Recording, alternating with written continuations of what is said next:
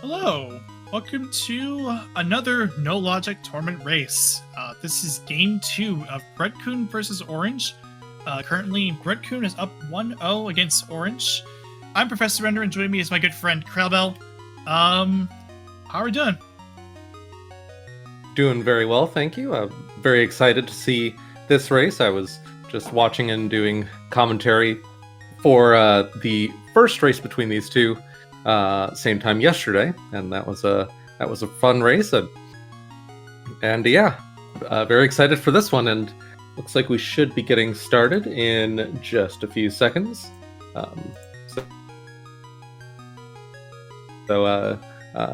Yes. This is the round 1 of the losers bracket. So Bread-Kun was knocked out of the winners bracket by Red Kitsune, and I knocked Orange out of the winners bracket, and now they're facing each other, and Orange is fighting for the chance to stay in this tournament, while Bread is fighting to potentially proceed on to the next round. Funny, because I actually got knocked out by Red Kitsune as well, and the first match of myself and Arborelia just closed not too long ago, and Arborelia took that to win over that one. So here we go. Mirror to start off over in Sanctuary. That's a very nice start. Yeah, it's nice to have that that early divergence. So Orange proceeding on to, I think what we saw from him yesterday was a Lumberjack check into Lumberjack DMA, whereas Bread is doing the same opener that he did yesterday, which is the Swimmy G to break into the back of escape. And thanks to Malmo for correcting me. Bread was knocked out by Doomtap, not Red Kitsune. Got those mixed up. Okay. Yeah, I actually haven't done. I've done the Swimmy G before hand or the swim quiz, whatever you want to call it. But I actually haven't. I completely applied those, but into my no logic. And besides, I'm still a little bit new to it anyway. So, it bombs from the Lumberjack, so no need to kill Aga. Full stop. Yeah, I think an Aga kill is quite rare in this format. I think hookshot is one of the few items you might actually see a runner bother to kill Aga for if it ends up there. But also it can be nice information. Like if your mirror's there, then you know you're not going to be spending a bunch of time maybe doing some extra checks for a convenience mirror or something like that. So it can be good information. I spy a red potion that's on the Hylia Island. So if you've seen these enough times, you know what's going to happen. This is a teleport down to get to Hylia Island using a funny auto walk thing. Yep, and so far what we've seen from Bread is exclusively overworld glitches. So a lot of this will be familiar, although the Swimmy G is very recently discovered tech, so that may be new to some older overworld glitches runners. But we'll be seeing the much spicier no logic tech shortly. I imagine once these early checks are finished with.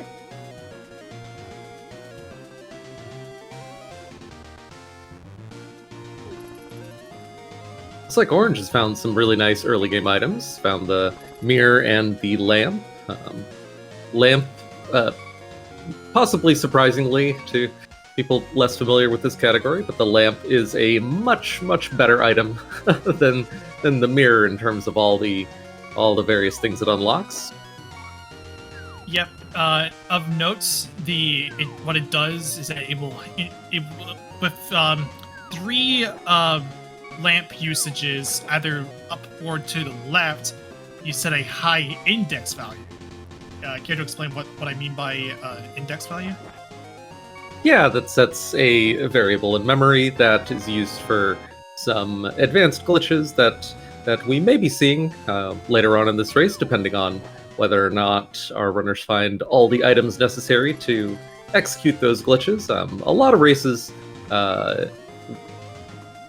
never come across all the items necessary for hook pushing, but yeah, you never know. So we'll, if our runners do find the hook shot and a couple other items, then we'll have a lot more to discuss on those lines. But meanwhile, Bread pulled off the slightly slower backup strat for fake flippers to the man under the bridge, and linked that up with another Swimmichi to Ice Rod Cave. This is kind of becoming a bit of a modern meta opening in overworld glitches, and it maybe not in overworld glitches, but at least in no logic.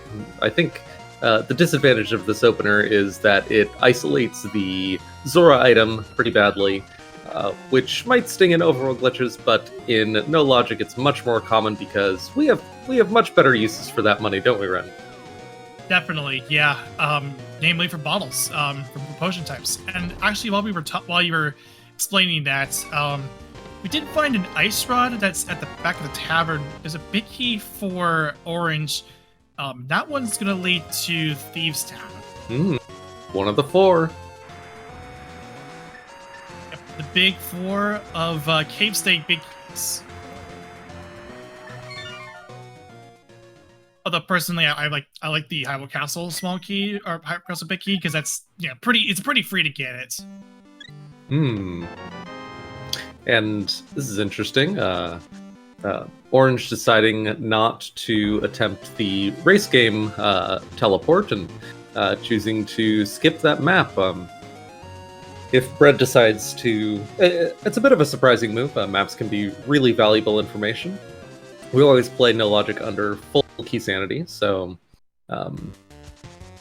yeah, that's there's a pretty quick clip up there. It can be a little tricky, so that may have been why Orange skipped it.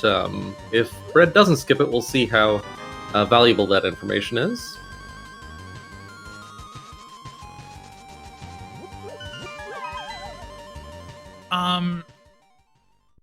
Okay, so if Oranges will do, it's gonna do a quadrant glitch to get to the right side, and I wonder if Orange will do the mirror door.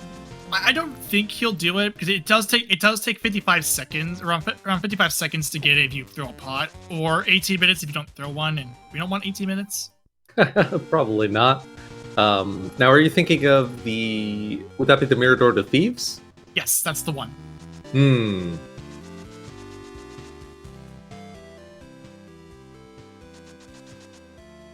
Yeah, I'd be a little surprised by that move, but yeah, it's an option available too. Yeah, and Orange doesn't have a potion anyways, so yeah, Orange doesn't have a potion anyway, or a sword. I would more comfortably teleport or master or higher, so you can see where you're going. But yeah, that's something to at least keep an eye out for. And understandably, Orange decides that's enough. Enough's enough. We're not doing mirror door. I think just as mostly because he's got more stuff to do anyway. So yeah, taking care of some of these other overworld glitches, early checks, and choosing to leave off Thieves until later. He doesn't know it, but he'll probably be getting that bottle relatively soon, and that opens up a much more convenient route through Thieves. But knowing that, it would also be a little surprising to see Bread do that mirror door.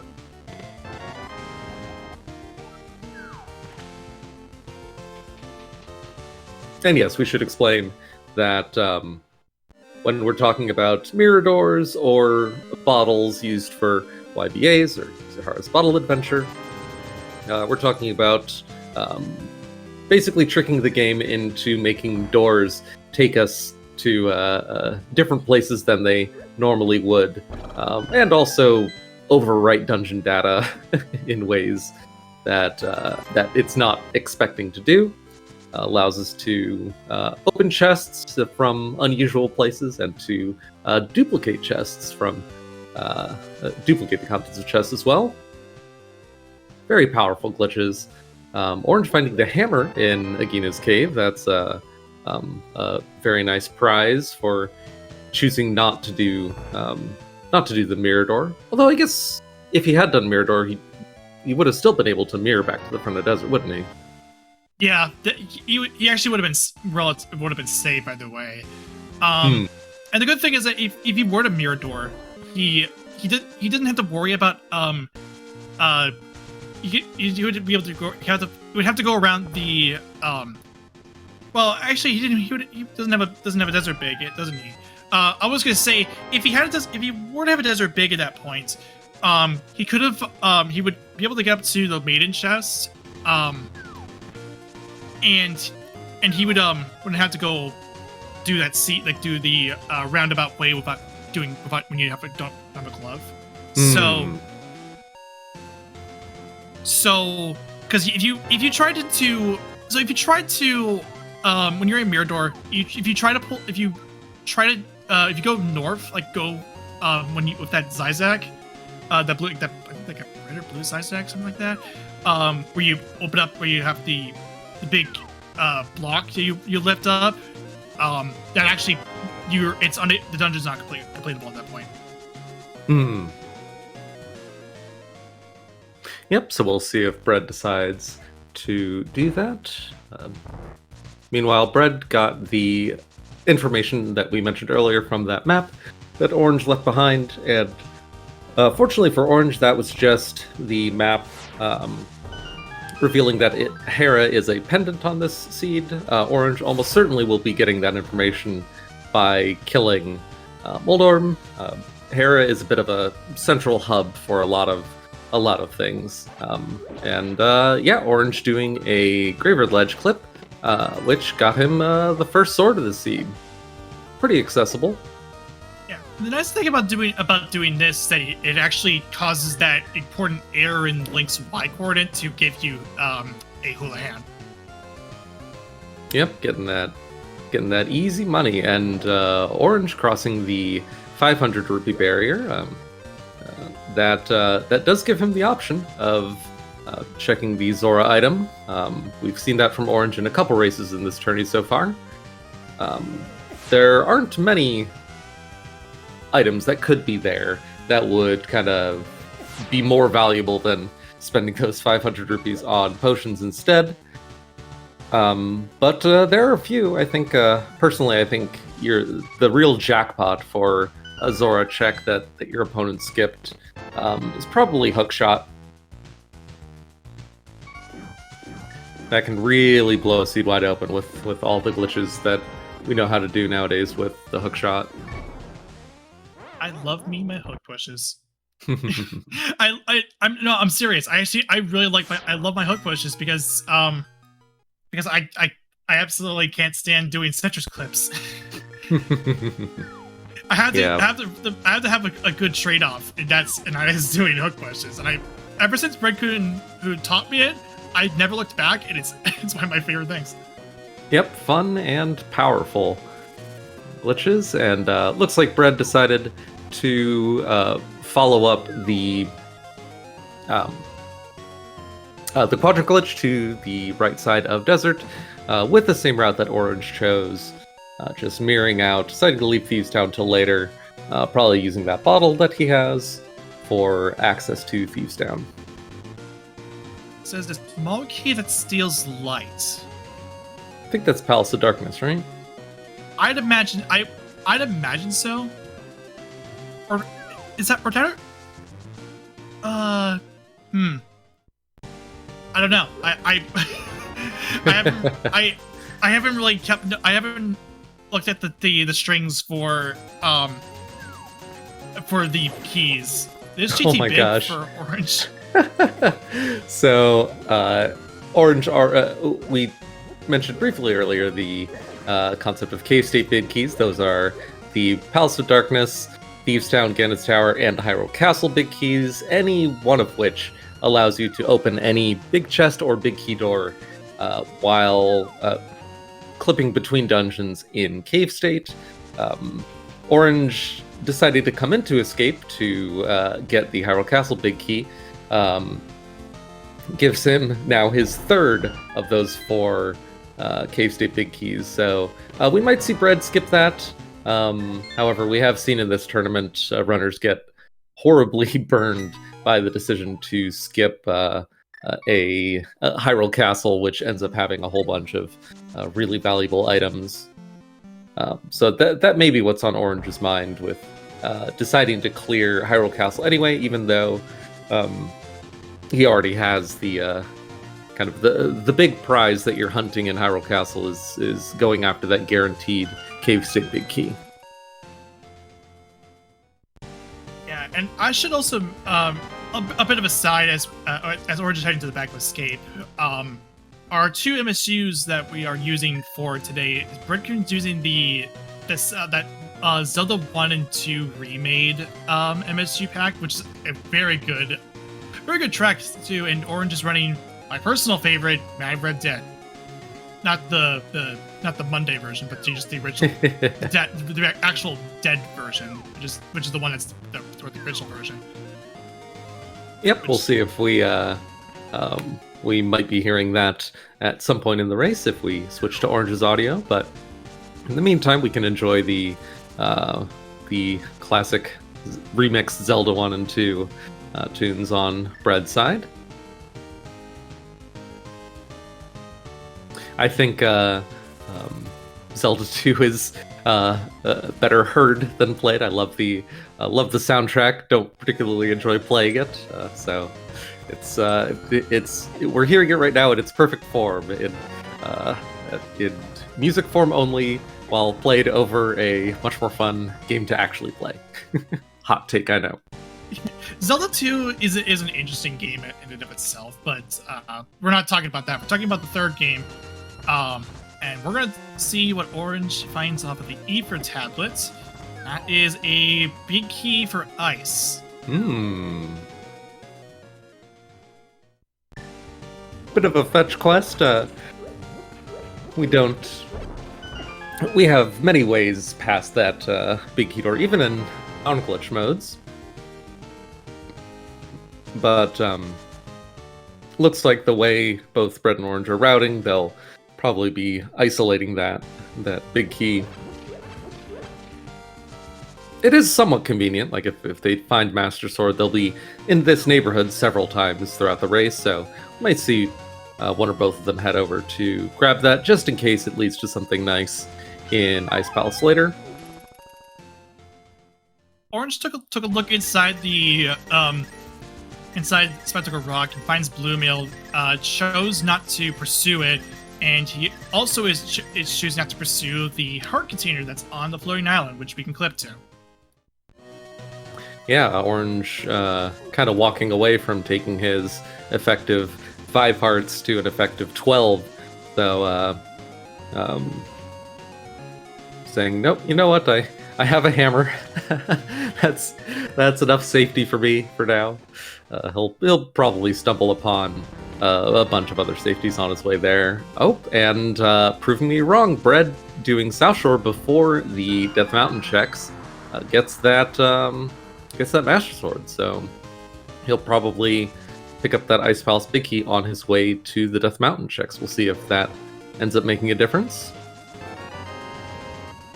And as Bread-Kun picks up that cape off of the sunken treasure, I actually would mention too is that Bread-Kun is looking a little bit safer now to try and YBA to Thieves Town, because you do have those 3 or 4 pixels that you can see when you're in the Uncle drop down.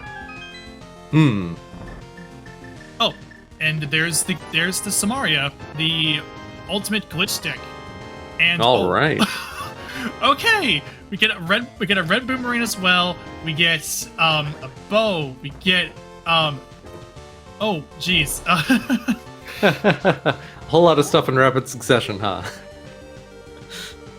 Bread-Kun is going to do King's Tomb from the spot from inside Mini Moldorm Cave. Nothing of note. Yeah, so I think in the last minute or so we've seen the cane, the fire rod, the bow, another boomerang, and they already have lamp, so I think they're only, I guess between the two of them, they're only the hook shot away from a pretty much the full hook push kit, right? Yeah. That is definitely a just you get a hook shot and you're good to go for hook pushing. Yeah, so depending on where that hook shot ends up, we could be seeing very, very early access to a very powerful set of tools. I think just based on my familiarity with both of these runners, I think Bread-Kun is a little bit more confident and has a little bit broader knowledge of all the various variations on hook pushing and what it can do. Whereas I know Orange is familiar with hook pushing, but I think the hook pushes that Orange knows how to do are a little bit more limited to kind of the bare essentials or the most useful subset. So an early hook shot, I think, could work to Bread-Kun's advantage. We'll see where that ends up. The bare essentials, yep. Of course, BBB. I have to drop that in. Anyway, yeah, I'm actually kind of like that too. I know a few things about hook pushing, and especially the ones that Bread-Kun had taught me, but I'm slowly building up my my pool. Yeah, it's really such an incredibly powerful set of techniques, but there is a ton of variations to learn and different items you can use. Looks like Brett decided to kind of go out of his way to pick up that heart that Orange skipped. We're gonna see a North STC to get the lava chest, and this is dupable. Looks like missed it. Just missed it. Just gonna choose to just get it normally. Yeah, it's a little bit surprising.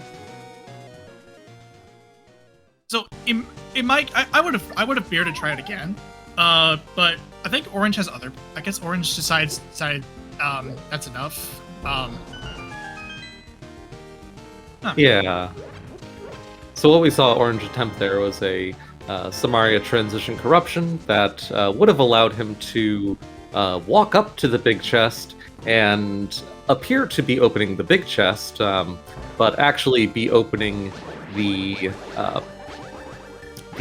lava chest, which we're about to see him open here. So if he had continued there, then the contents of this chest he would have had access to, and if it was something good and something where multiple copies of it are useful, then he could have opened that chest up over and over again, because the game doesn't remember that you've actually opened up that chest. It gets confused and lets you dupe the items very easily. But it ended up just being a single arrow, so didn't really lose much by abandoning that effort. I mean, if you wanted to, you could just get like multiple single arrows and just slowly build up your arrow counts. Yep. Oh, that's an unfortunate death. Yeah, Orange was attempting to kill the Pokey with just the ice rod. Ends up getting hit by one of the little segments and chose to save quit out of that. Yeah, he did have access to the 3 chests at the front of TR.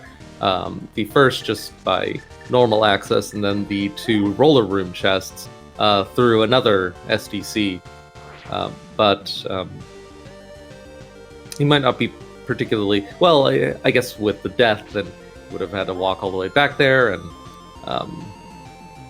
so yeah, choosing to put that off at least for now. And here's Bread-Kun doing the YBA to head into Thieves Town. So by either drinking a red green potion in this door because this is what's called a subtile. This is a subtile YBA. We enter Thieves Town. You're forced to take that damage on this Isaac. There's no way around that. Yeah. I'm curious if you can, like, after you use the green potion to act, or red or green potion, but before you press up to kind of walk from Uncle to Thieves, I wonder if you could activate the cape. Somehow I doubt it. Like you're solidly in the door at that point. But I don't know, Ren. Maybe you or someone in chat knows. I've never tried it, but that unavoidable damage can be pretty scary when you're in here on particularly low hearts. Yeah, I'm gonna have to try that personally, just out of curiosity. I don't know for certain, but here's the more important thing. Orange is going to is now in pod in what we call cave state. So in cave state, we have 255 keys to play with. 255 is the number of keys that just makes it so that it doesn't draw the key, the count and the graphic. So basically, he has infinite keys. So he can open up as many doors as he wants in pod. That's why we don't really care about pod smalls, just because, well, you have infinite keys. You don't care. Yeah, we have ways around most small key requirements in this game. You'll often see runners, if they see a small key that's somewhat inconvenient to get. I think Zoraledge is a common example. Then even though it only saves a small amount of time, because like 95% of small keys in this format are basically completely useless. There are so few that are actually worth going out of your way to get, and that save a significant amount of time. You'll often see runners just say, "Oh, it's a small key. It's probably unnecessary. I'll just skip it." Yeah. So, or so good. This is something that mistake that I made when I was starting to watch it. Was that you don't want to use the hammer and jump down, because what happens with this particular cave state, or this particular way into the pod, which we call Kiki Skip, we actually wrap the entire what we call the EG map. And when you wrap the entire EG map, all the sprites are despawned. So you don't want to do that because, well, you have no way to get out. You have to save quit. Yep, and it is interesting that right now we see both of our runners exploring dungeons in cave state. Bread, who's in Thieves Town, and Orange, who's in pod, but both of them enjoying the ability to open up all small key doors with their 255 small keys, and all big key doors with their cave state big keys. It's really powerful. Allows you to kind of pick a way to get into dungeons, to kind of break into dungeons in cave state, and then you'll often see runners link up multiple dungeons together just to basically clear out the whole interior of dungeons one after the other. The route that the route that Bread was on before he walked out of the front door, thereby exiting cave state, that route would have allowed him to potentially link up. Well, if he had another bottle, he could have linked it up. I don't know if south mirror doors are a thing. But Bread could have linked this up with Desert to pick up the Desert Big Chest. But now he's back in here in proper Thieves Town state, so he'll be able to finish out this dungeon, beat blind, collect the prize. Yeah, so... Oh, there's Fire Rod. There's that second Fire Rod. There's the other one. Yeah. So in this So in this particular rule set, we are playing with double rods. So basically, there's an additional copy of the fire rod and ice rod in the pool. So that just makes it so that the chances of getting an unwinnable seed are extremely low. Like it's like what's it? It's like 0.00001%, like that low. Lots of zeros. Yeah, like astronomically low. It can still happen, but it's just that unlikely. All right, so Orange is now going to do a statue drag. So what he did is that he mirrored while he was pushing a statue. So he's now in a state where he's still dragging something, but there's nothing. By doing what he's doing, he can break the screen a little bit. And then wrap around to back where, like, near the top of the room. And by doing what he's doing, he's able to get to Helma from this position. Okay, good. He managed to get there. He is in. I forget how much damage Helma does to blue males. 2-hit KO, I think. So it has to be a little bit careful, but low percent Helma is thanks to this glitch and how useful it is to be able to full clear pod with nothing but the Hyrule Castle Big Key and a couple bombs and a weapon to kill Helma. Runners often get really, really comfortable with super low percent Helmasaur fights. Unfortunately, Orange took a one hit too many, and takes a death there. I wonder if he's having some regrets on skipping that. Or I guess he went back and picked up the blue mail, but maybe having some regrets on picking up not picking up the full heart. I saw what he was attempting to do. So what he was attempting to do was to get spin speed so that he extends the hammer's hitbox upwards, so that he can get have an easier time hitting Helmasaur. But just unfortunately for him, it was while he was testing to see if he got the spin speed, he got hit by the tail and he fell.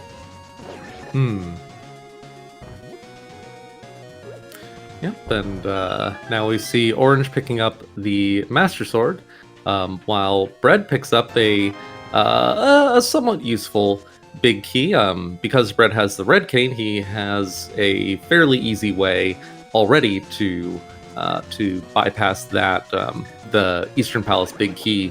But I don't know. I think maybe the actual big key is maybe a little bit faster. It also allows you to not orphan that big chest. So a nice to have big key. And you may have noticed when you're listening to the music that you're hearing the light world music while we're still in what looks like to be the dark world. So this is actually a state called Fake Dark World, and this is just a byproduct of what had happened with when Bread-Kun was doing the YBA from Uncle to here. What happens in this state is the pots look like light world pots, and when you transition off this screen, you're now back in the light world. That's why Bread-Kun had to mirror, so that way he's now a proper dark world. And it also happens when you die inside a dark world dungeon and you haven't killed Aga yet. It still triggers Fake Dark World. And a little bit of a fun fact: the first ever race that was ever conducted for Link to the Past Randomizer still actually did not fix Fake Dark World. So on a regular no glitches seed, that could still happen. I would know because I actually played it. It was an interesting time capsule. Yep. Yeah, obviously patching that is a nice little quality of life addition for non-glitch rando. But in glitch rando, taking advantage of that, the fake Dark World state that you get after dying in a Dark World dungeon before killing Aga, can be very useful, such as allowing you easy access to pick up your hookshot right there. Let's go. Hook pushing is now in full swing. Here we go. All right. Well, that is. There really isn't an equivalent in non-glitch rando for a single item you can pick up that just breaks a seed wide open. Not even like the moon pearl in non-glitch rando. You know, maybe that's the closest that non-glitch rando has to an item that breaks a seed wide open. But yeah, finding that hookshot combined with the knowledge of how to use it, really, it can honestly be kind of overwhelming with suddenly the possibilities that open up. I think sometimes when I've been in this position, I'll you pick up the hookshot and you just say, all right, I'm in go mode. I'm just gonna start going, and as I'm going, I'm gonna figure out, okay, I'm gonna do this, and this to bypass that requirement, and this, and this to bypass. You kind of put a route together in your head as you go, which can be a little stressful. So we'll see how Bread handles this. And as we mentioned too, that Bread-Kun is mentioned this before. That Bread-Kun actually is pretty knowledgeable of what hook pushes that he can do. So we're going to see quite a lot of different things when we start seeing what he can do with these hook pushes. I guess to back it up a little bit, to Krell, explain to us what we mean by a hook push. Oh boy, so you never know exactly how much of this to explain on comms. The very, very long story short is that the game executes some code for executing the hookshot's behavior of, okay, I've fired the hookshot at this pot, now it's hit the pot, so now it pulls me towards that pot or other thing that I can hookshot.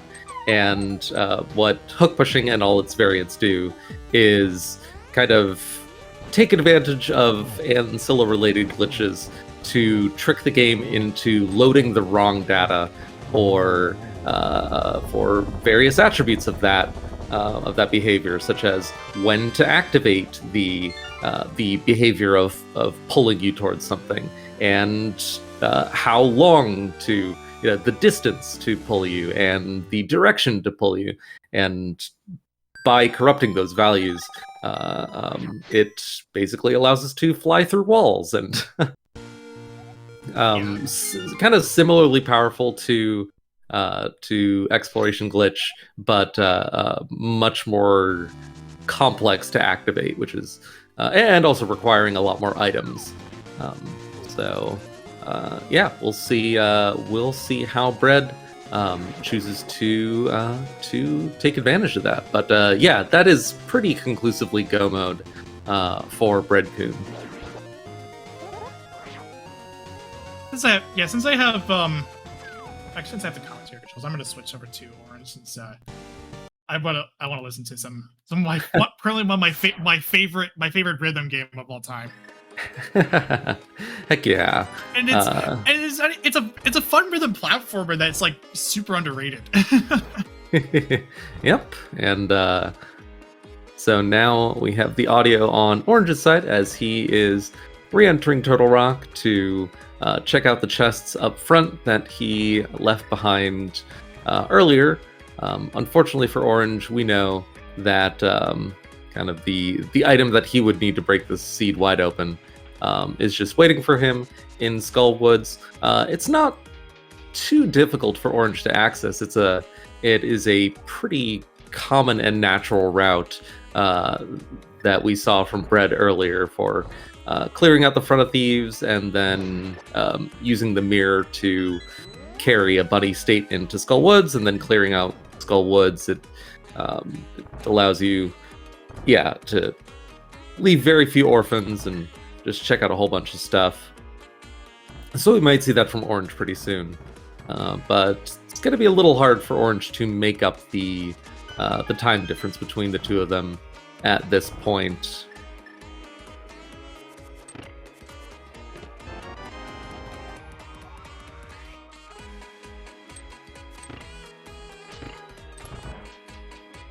I think one item that that Orange could potentially find that would that could actually make up quite a bit of time, although less time because Bread has the full hook push suite of items. Suite of items? That's not. that doesn't make sense. Suite of items. Yeah.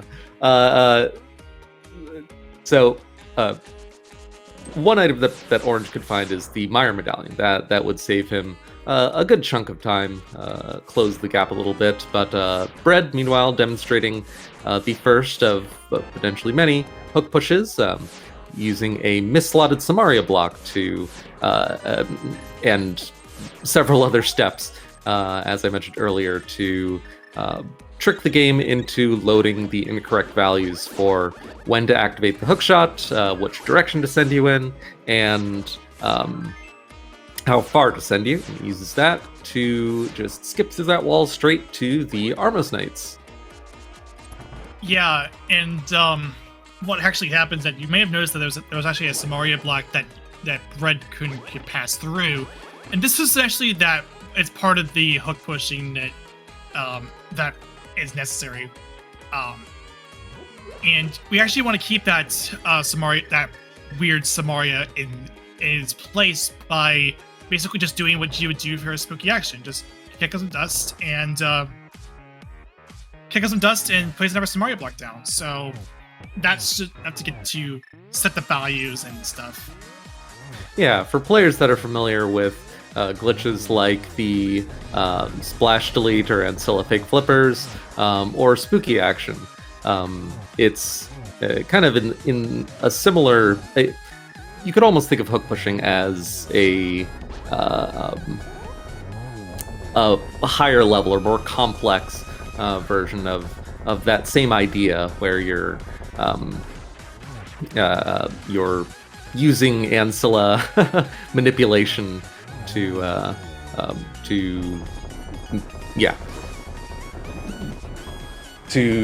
trick the game into doing something that isn't intended. But that's why the activation for these various glitches can often seem similar, where in both spooky action and the hook push we saw from Bread earlier, both of those involve kicking up Boots dust while activating the Cane of Samaria to trick the game into placing the Samaria block in a slot that isn't intended for it.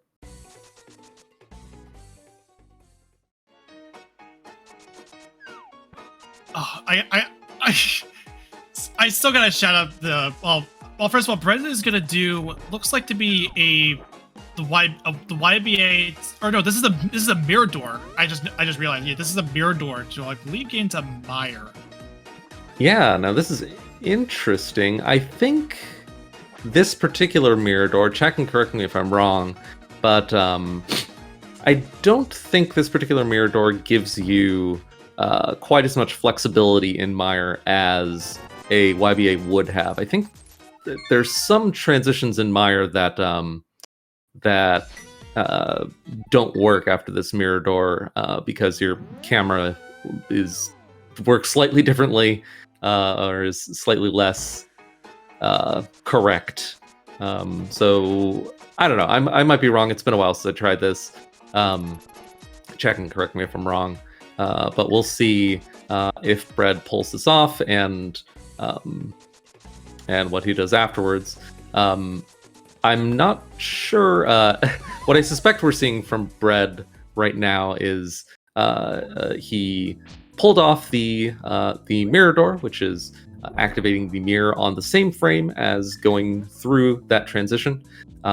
which behaves similarly to a YBA, which will get him into the first room in Mire. Just takes a little bit longer to activate, though, as we see now, he wasn't actually a hard lock there. He was just being patient, waiting for the game to figure out where to send him.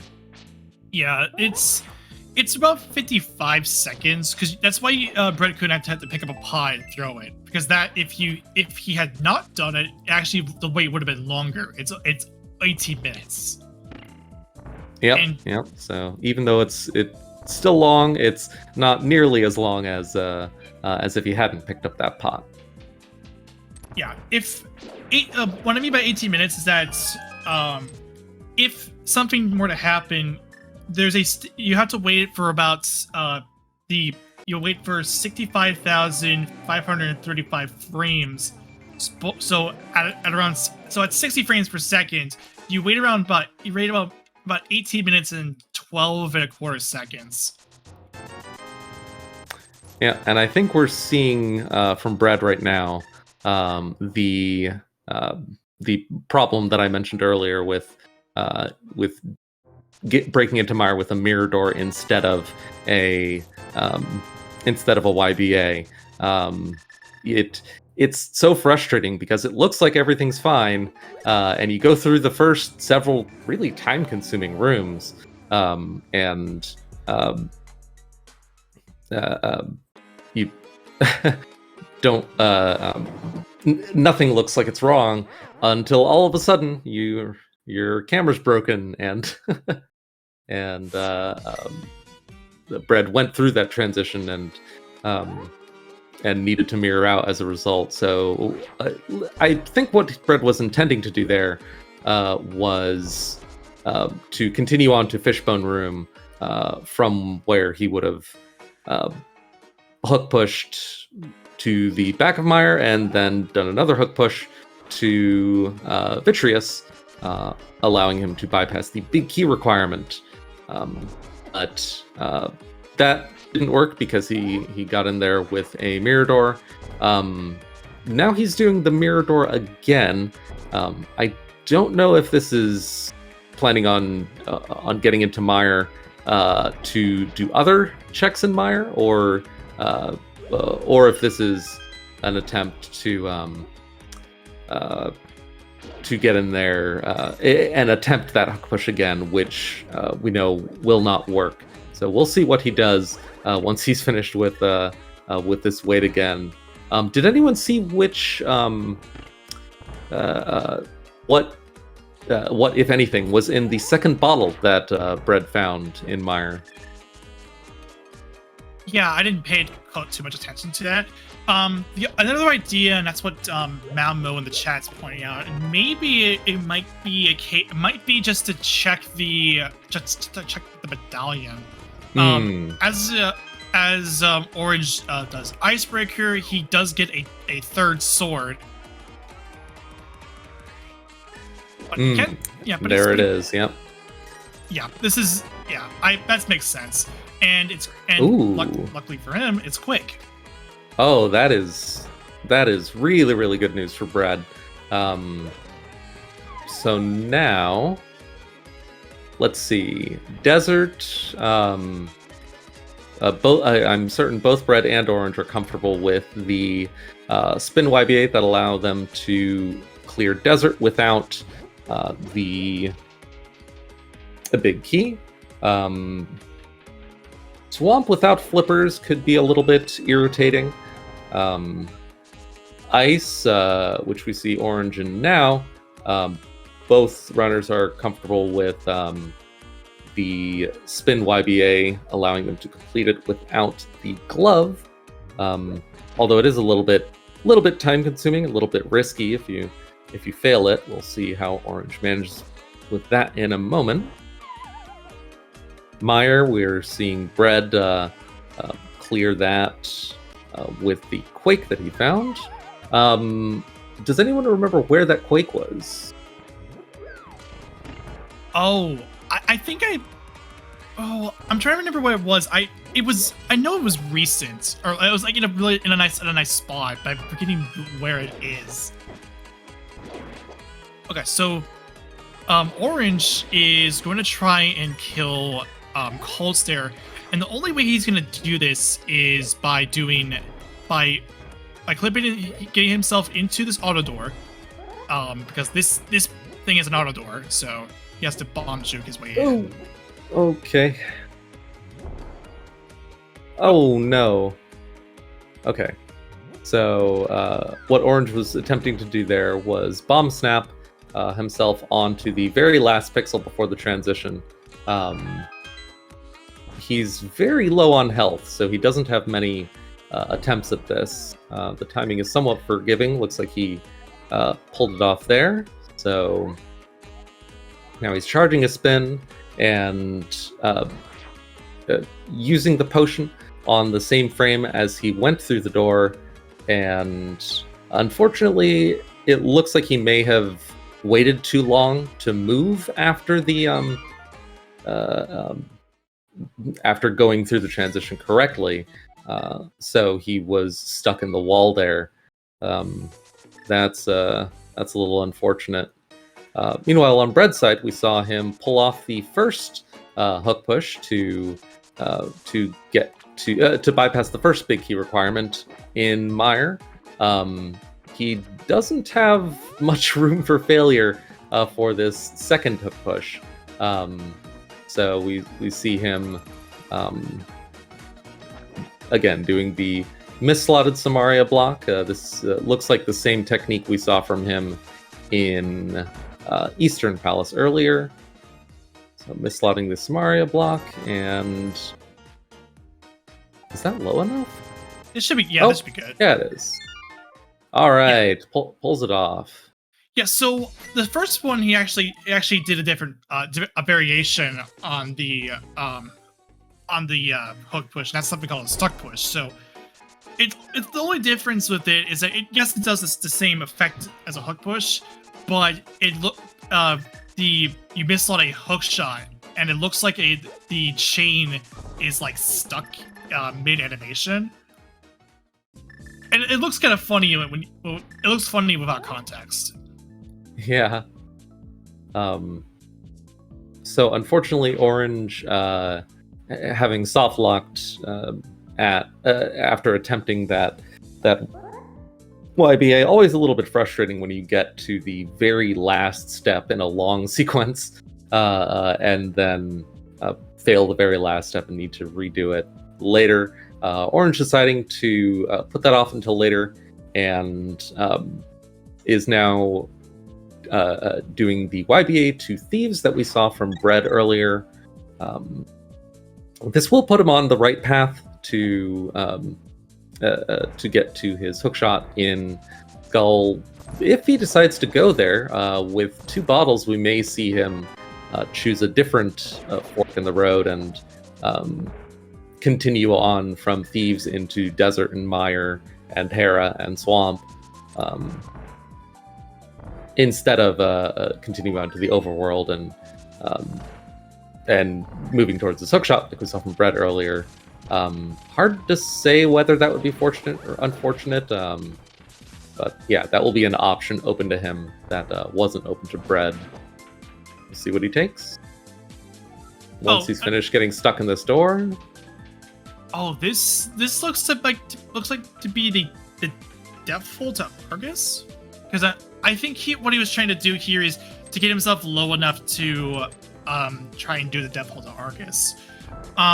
Actually, and one thing to back up a little bit further, you may have noticed that the spot where Mire is, it says it was a pendant, even though this was a crystal, because another property of Fake Dark World is that it uses the same pendant locations, pendant and crystal locations as it is in the Light World, even though it uses the Dark World map.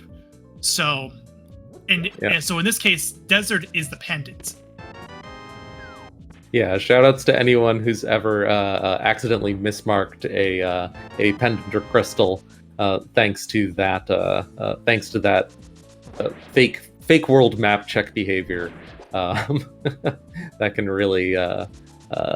really play tricks on you. But we're seeing an interesting glitch from Bread here, where Bread is getting one bomb hit from death, sets up the bomb, does a slash to set up the timing where the bomb kills him on the exact same frame that he falls into that invisible hole that was placed there by the STC. Unfortunately, Bread gets the movement, which was the first step after successfully getting the death hole. You still need to navigate around the invisible holes in the floor.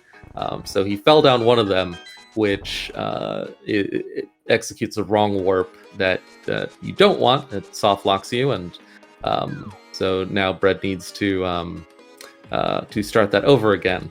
If he pulls this off, what we'll be seeing from him is continuing east from here, navigating around some invisible pits, and then continuing into an Argus fight. Yeah, and you may have death holding. If you may have heard it before, is that sometimes like death holes are in a bad light. However, in this case, it's actually in a good light because with the pits that we are seeing from this ST, because when you do a North Samaria, sometimes I think in other situations, I think in other states too. I don't know if it's just the North or specifically North, but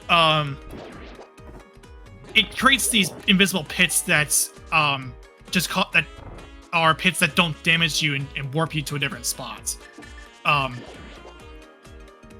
Yeah, and that's by navigate. If he what happens is that he fell into one of those pits and it put him in a spot where he didn't want to be. Yep, but he pulled it off on his second try and was able to kill Argus that way. One thing that one common use for that technique that you'll often see is doing that to bypass the hookshot requirement for Argus, because you can, with a broken camera, you can manipulate Argus to where he's off screen, and that allows you to skip straight to phase 2 without using your hookshot on the puffs.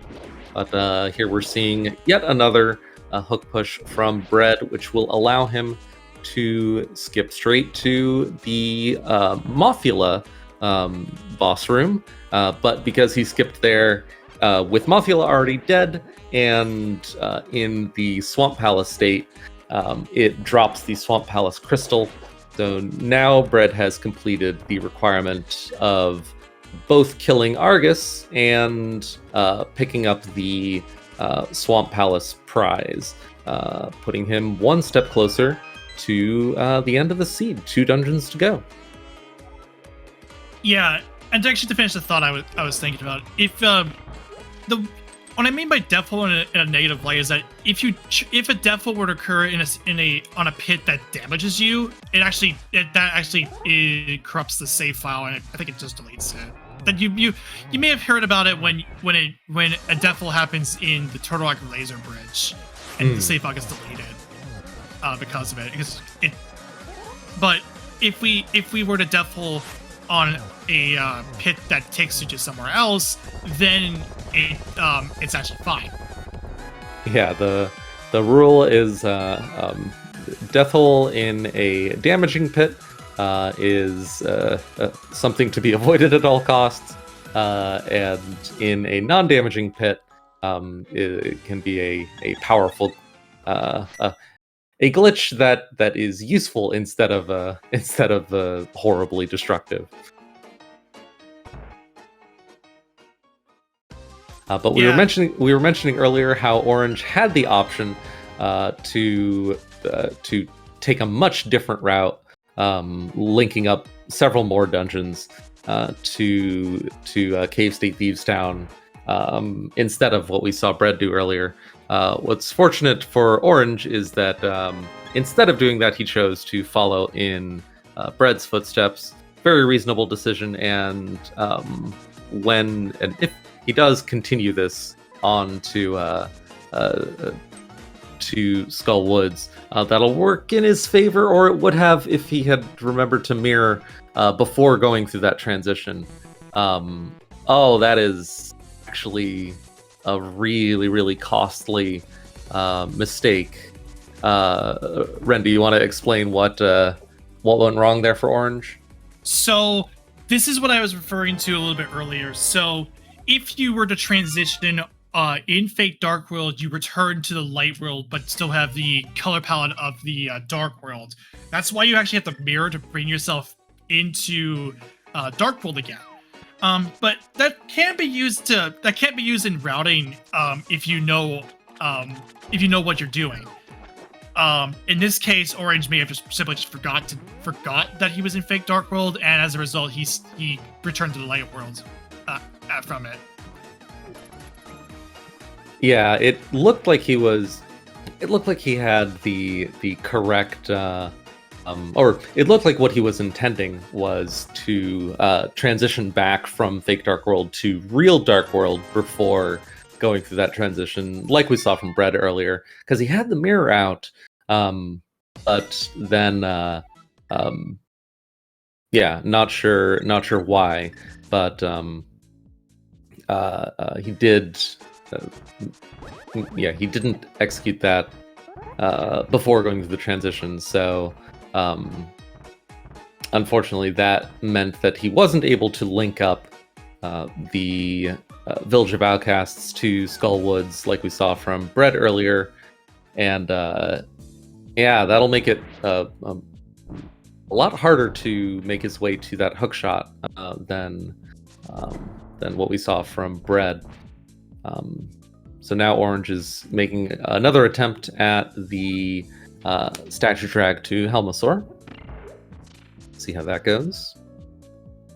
Meanwhile, Bread-Kun did another stuck push to get into Ice Palace and Cave State, affectionately referred to as Carpet Palace because of the ice floor property isn't there during that one room. Yep, similar to what we saw from Orange earlier, just using a hook push instead of a YBA, so it saves a little time saves a little time and money. You just use the tools you have on hand instead of needing to buy another potion.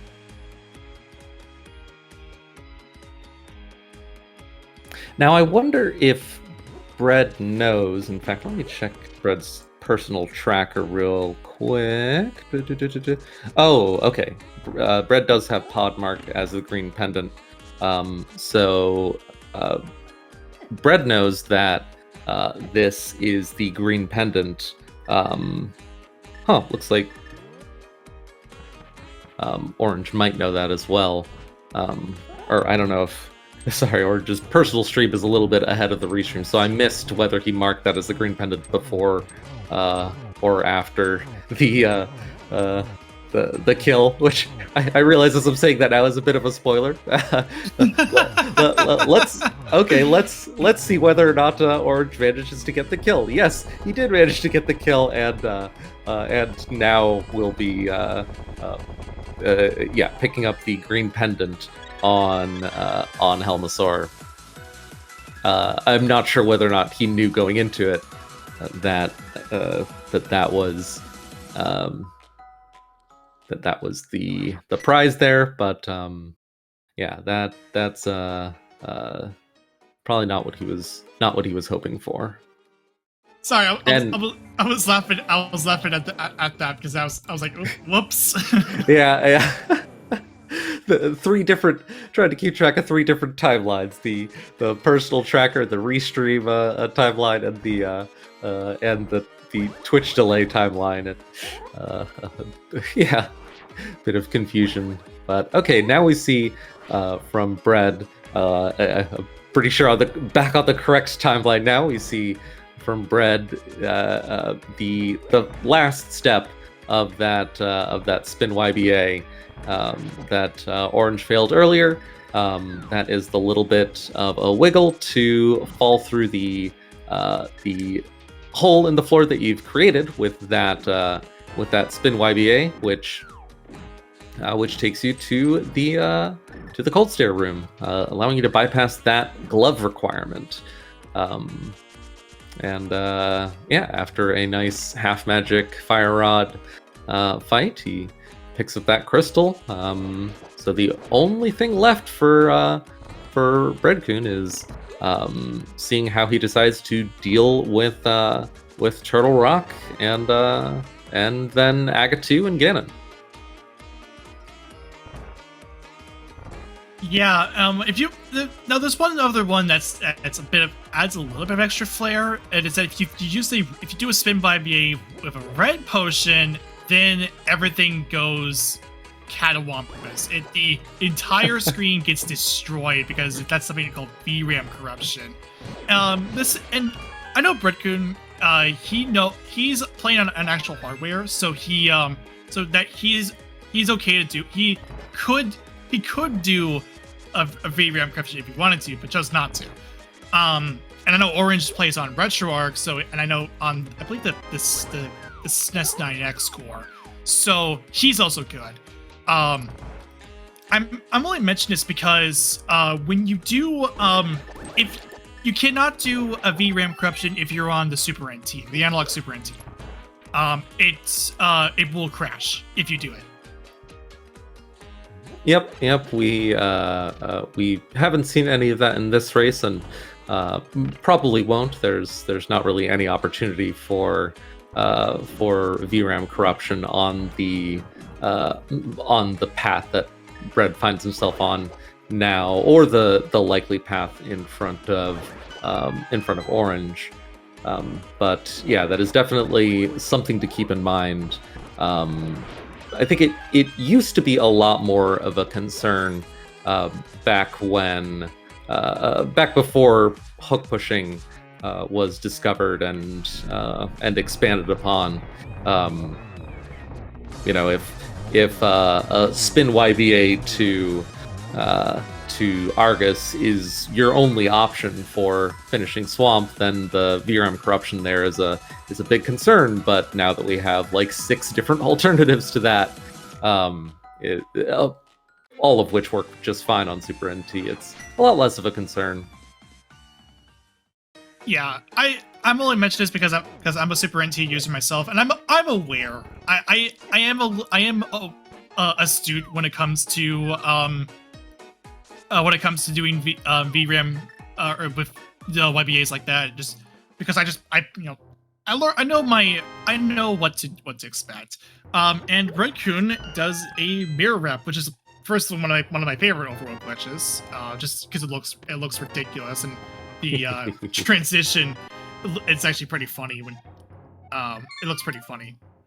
Yeah, we're likely going to see a pretty entertaining sequence of glitches here on Bread-Kun's side, where first you get the nice flashy mirror wrap where he goes running across the screen, and then almost immediately afterwards, assuming the TR big key isn't here, I don't remember where Orange picked that up, but assuming that isn't just here, and it's not, then what we are almost certainly going to see from Bread-Kun right now is another very visually impressive glitch. Yeah, because he doesn't have. So he may have noticed that there's no Turtle Rock Big, key, but he can still do this. He can still do it with another another stuck push. So watch this. This is probably one of my favorite stuck pushes or hook pushes, just because of the visual of what happens. So there's a stuck push. So you throw a boomerang up, let it finish out, and wee. I love that stuck push. It is one of my favorite ones. Yeah, that one is fantastic because unlike the one we saw earlier from Bread-Kun, where breaking through the wall in Mire, he was only able to go the distance of the stuck hook shot. The use of the boomerang there just manipulates the distance to where you're not you're not limited to that anymore, and you can really go flying across the screen. So very very visually impressive. Okay, so Bread-Kun, is going to have to be a little bit careful of this next sequence of events here. He's got all 7 crystals. I think we'll see a. Yeah, he's thinking about it. Yeah. So good insight. So what he's going to do is he's going to do this. He's going to do another fake flute. Which is what happens when you do a YBA on an overworld transition. And he's going to do the same thing again. He's going to do a lava dive, which is wait so we can get to Agate 2. We'll explain that when we get to it. And he cannot die and then he'll fight Ganon. He cannot die during this entire portion, especially after getting to Ganon, because if you die to Ganon, you don't have Moon Pearl, and you're a bunny, and you can't do anything when you're a bunny. So, gotta be very careful here. Yeah, it makes a death or a fall to Ganon just sting a little bit more, because instead of just getting to jump right back in, you have to get a link state again and then get back in. Orange doing a mirror offset portal to pick up the Pyramid Fairy items without them, to just glitch his way into there. Meanwhile, on Bread's side, we're seeing setting up, getting onto the teleport pixel in the light world while a mirror portal is still there, and you're in that window of opportunity before it mirrors you back. That allowed him to get onto the pixel that allows him to teleport down while in bunny state, and I actually need to learn that. He did something there to fairly quickly jump down from the top of there onto this bridge. Yeah, what looked like he lined himself up so that what happens is that he lined himself up in the so that he could jump down on the exact position where you would jump down if you did a spin speed clip. So now he's going to do an STC, an North STC, and he's going to first, he's going to pass through that door, and he's going to knock it open, and this is fine. Yeah. Okay, it is fine. Yeah, I noticed his camera scrolling there during the fall, which I know there are certain things that can cause this fight that glitch method to access this fight to not work correctly, and I thought this camera scroll there was that, but yeah, it apparently went just fine. See, you can see just how perfectly normal this looks. Yeah, what happens in this situation is that he lava dives, and all of a sudden now the sprites themselves, which includes Link and Agate 2, are now a nice rainbow. And there's a sprite for it, and there's also a sprite for it on Link to the Past. So on the Link to the Past randomizer thing, it's called Rainbow Link. Yep. So Orange just did another fake flute. Orange has done several fake flutes now. Showing the real versatility of that overworld blue YBA in allowing you to bypass most Moon Pearl requirements in the game, as long as you have the time and money to do so. It'll be interesting to see what he decides to clear with this particular Link state. Although the fact that he got Link state here instead of just walking directly into Skull as a Super Bunny, well, I was about to say would have suggested that he was going to go somewhere other than Skull, but yeah, looks like he decided to go into Skull in Link state. I don't know, maybe this saves time compared to compared to a Dungeon Bunny revival, no, probably not. Huh, I actually don't know. I don't think it saves time because you have to go back. You have to go to that tree and to grab onto it, and then you have to run all the way back. And of course, silvers are in GT like they usually are. But oh yeah, actually, yeah, I'm certain it doesn't save time because you do get the free link state in this portion, but then in the second portion of Skullwoods, you need to get link state again by either death warping or getting picked up by the Wallmaster. But then even if you bypass the death warp there and use Bunny Pocket to access the back of Skull, then you're stuck in the back of Skull. And you so no matter what, if you want to clear out Skull, you need to death warp. So yeah, getting that link state isn't going to save you any time. Ooh, careful. A little close there, yeah. What I'm more worried about is I'm hoping Bread-Kun does not take a Ganon hug, because that would basically erase. It would be a huge time sink. I guess to be fair, little does he know that he's actually right ahead, thanks in part to the hook shot being picked up early, and that already set him on pace to just be ready to go here, and that's why he drank that blue potion. Now you're safe to drink blue potions, and as I say that is it. GG's out for Bread-Kun, and he will be moving on into round 2 of the lower bracket. It was a big key chest in Skull for that quick. Good to know. He will finish with an official race time, that GG time of 1:15:04.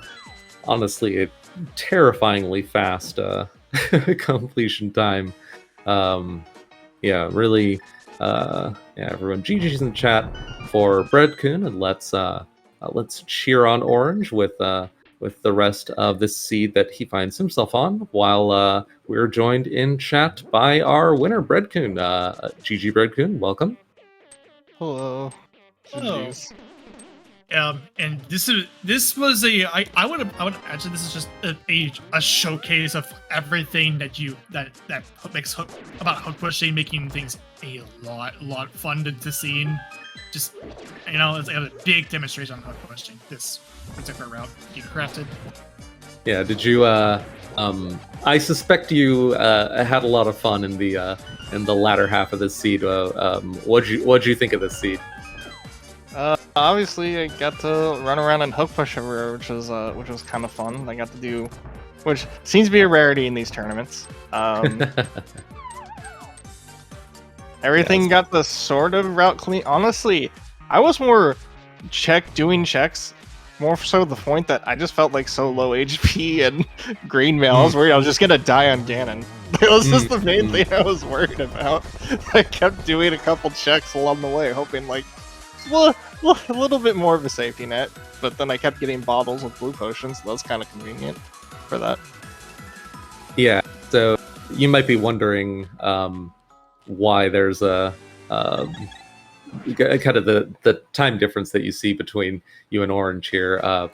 What happened to Orange was he eventually found himself on a similar route to you, but when he was going from Village of Outcasts in fake Dark World state, which from there you mirrored back to the real Dark World and then walked as a bunny into Skullwoods to pick up your hookshot. Orange got his mirror out, but didn't use it before going through the transition. So that left him in the light world, and making his way back from the light world to Skullwoods to pick up that hookshot understandably took a while. It looks like Orange has decided to forfeit, and we are joined in chat by Orange. So GG Orange, and welcome. GG, I guess. Hello. Yeah. This was actually an interesting to see, because this was definitely I would say to be a good showcase of hook pushing. but and then in your case, you were late to that hook shot, as we saw, and a couple other unfortunate things that happened along the way. Oh, I knew I was toast as soon as I died to Elma. Yeah, that death on Helma was quite unfortunate. I knew what you were trying to do. You were getting the spin speed to extend the hitbox of the hammer facing up, and when you were trying to test to see if you got it, you got hit by the tail. Yeah, I knew that spin speed hammer was my only effective weapon because I pulled the trigger under the pod sewer, it seems. Because as soon as I went to Mini Moldrum Cave, I got everything necessary to make pod safe. Yeah, and that was one early divergence that worked in Bread-Kun's favor. Bread-Kun postponed the pod clear a little bit more, and actually, Brett, am I remembering correctly? Did you clear out the front of pod, but then I didn't even go to pod. You didn't touch pod at all. Okay. No, oh, I took right. I took that first bottle straight into Thieves Town because I knew I had the mirror and the fire rod, so I knew I could combo Thieves Vu into Skull Woods. Yeah, and I knew I could just clear everything off there and just knock those 2 dungeons out immediately. And then I happened to pull the hook shot out of Skull Woods, and on the way I happened to get the Meyer medallion along the way, which is more just lucky. I mean, with the hook push kit, it would not have been that big of a deal to do the Meyer medallionless Meyer duping and all that. Yeah. I just sped it up a lot. So you were checking the middle of Skull Woods after, you were already in go mode at that point, but you were checking the middle of Skull Woods, just hoping for a little more quality of life. Yeah, pretty much. I had to go to the middle of Skull Woods to grab a key anyway, and I was like, well, I may as well just grab this chest real fast. It's not exactly that out of the way or anything. Yeah, Orange, so we were mentioning earlier, that was a pretty early divergence, a fork in the road where Orange, you chose to go into pod, while Bread chose to go into Thieves Town, and Bread was able to link up Thieves Town to Skull Woods to pick up his hookshot for go mode. A quite early go mode. What do you think, Ren? Was that like 40 minutes or so?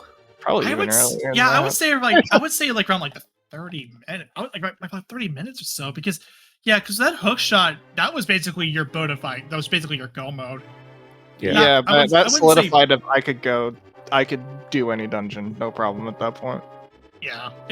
Whereas Orange, you decided to go into pod, and then I think Ice as well. But what really, I think, set you back a lot more was failing to go back to the real Dark World. I knew I forgot something. I've personally, I've had that happen to me before. It was I felt your pain there because I mean that hurts no matter what. But while watching it on comms, where we'd seen Bread pick up his hookshot in Skullwoods earlier, at that point, it hurt even more because we knew how unfortunate that was. I mean, it was already GG at that point. After failing the YBA, not the spin YBA, but the part after to get the cold stare, I was already just waiting for the done mode. Because I already knew it was over. Yeah, a little bit costly. It always hurts when you're on a pretty long distance, or you're on an extended branch, and you find yourself at the very last step of that branch, and then take a death or get a soft lock, and then need to execute everything leading up to it again. That always hurts. That's one of the things about it's kind of stressful about no logic racing, is there are a lot of situations like that, or a lot of opportunities for situations like that. I meant to YBA into Meyer, and I missed it, and I'm like, okay, I can mirror door this, which takes a while, but I can do it, instead of going to the potion shop and coming back. And I forgot mirror door breaks the camera, and I was like, Yeah, I need to walk out. I need to walk out of my air to do this. Time to wait a minute again, I guess. That's one of the things that I really don't like about mirror doors, and you'll often see people mention in chat are like, oh, why don't they just yeah, sure, they don't have a bottle right now, but why did they have a mirror? Why don't they just mirror door? And it's like, well, it's because mirror door is like a YBA with a little asterisk.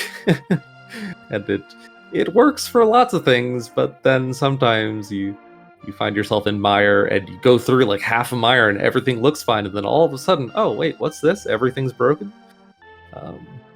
So that was unfortunate, but you were kind of bailed out by being able to walk out and walk back in with the medallion.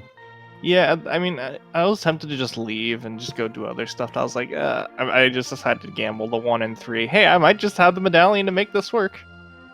It may just end up working. If not, then I guess I can just go finish off Desert or something real quick afterwards. Yeah, but I mean, yeah, a very impressive time. A 115 and a 104 collection rate. Was your collection rate yesterday 103, if I remember correctly? Something like that.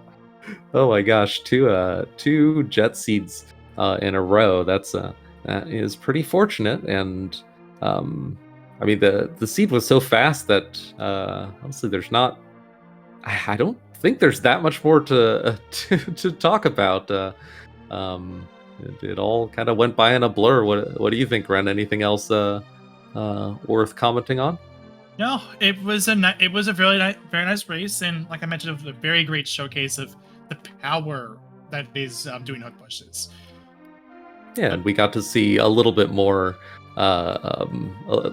demonstration of some other glitches on Orange's side, a little more YBAs, and got to see the statue drag to Helmosaur. So it was a nice divergence. Orange found himself on a very different path, just the less fortunate one on this one. And unfortunately, that does mean that because this does put Bread-Kun at 2-0 in a best of 3, that does mean that Bread, you will move on to Losers Bracket Round 2 to face the winner of Arborelia and my co-commentator, Professor Render. Arborelia is currently 1-0 in that series. So the winner of that series will go on to face you, Bread. And unfortunately, Orange, this is the end of your journey in this tournament. So once again, GG to you both. And any more thoughts about the tournament so far and going forward? I was in over my head this whole way through, and I kind of knew that I was going to get destroyed this tournament because I failed to prepare adequately, and I was going to deserve it.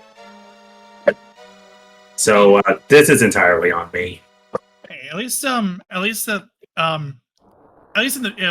good thing is that you actually get some no logic experience under your belt. So if we do more no logic, that'd be get some more experience under the belt and learning. And I always mention you learn a lot of cool things with no logic, from some of the bigger runners and things you would never have thought of doing.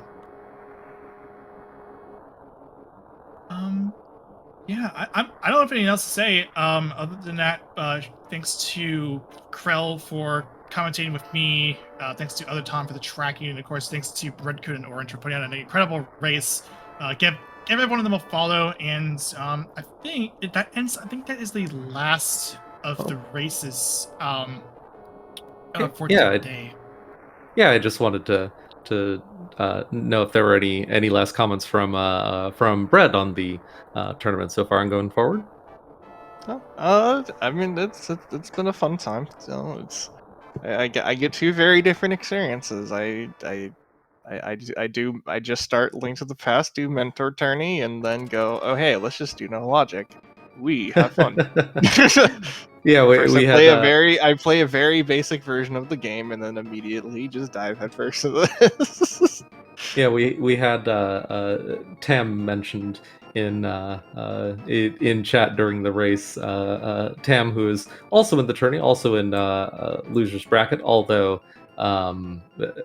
Brett, if you do go on to face him, it won't be until losers bracket round 6. You're in opposite halves of the bracket. But Tam mentioned that the amount of stuff you know is and the amount of technique you've demonstrated is quite impressive given how new you are to the scene. Just a real staggering amount of learning in a short amount of time.